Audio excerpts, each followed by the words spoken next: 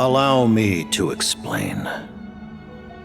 The reason Paimon reacted to the anti-Celestia energy developed by the Armory Palace is because she comes from Celestia herself. More specifically, she is one of its creations. Paimon? A creation of Celestia? Oh, right.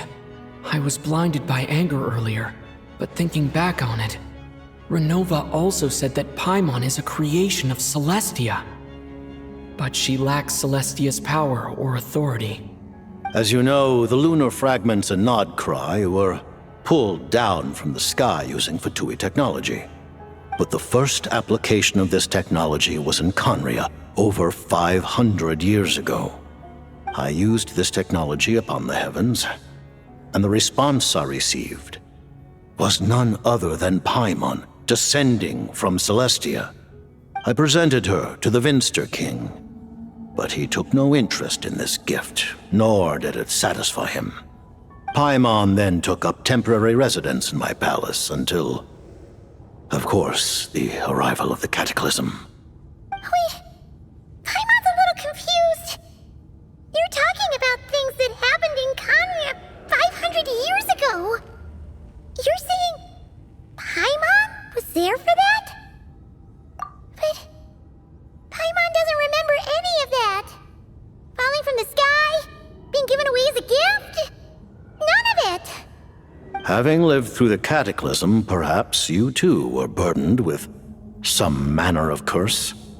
Although, losing your memories would indeed be the smallest price I've ever seen paid. But it's not just her memories from Conria. Paimon doesn't even know how she spent the last 500 years. She only has memories from the past few years. No matter how hard she tries to remember. What was Paimon like back in Conria? Did she know a whole lot because she came from Celestia? Was she super smart? Unfortunately, when you arrived in Conria, your consciousness was like that of a newborn infant. None could say what kind of being you once were in Celestia. During the time you lived in Conria, your personality was no different from how it is now. Aw, man!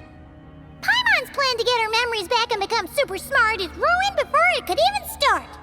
You know, even though Paimon lost her memories, she still feels weirdly close to you for some reason. That must mean you took pretty good care of Paimon back then, huh? On the contrary, I completely ignored your existence. I was entirely focused on my struggle against Troptatir the Wise. But now, as I see it, it is as if you are the only sane thing that survived that era of insanity, and thus are worthy of protection. Noted. Man, Paimon's gotta stop projecting friendship on everyone she meets. But, Traveler? Even though you know Paimon's some creation of Celestia now, you still want her, right? You're not going to abandon her? Oh, phew! That's a relief. Paimon's just learning about this too. She's barely even processed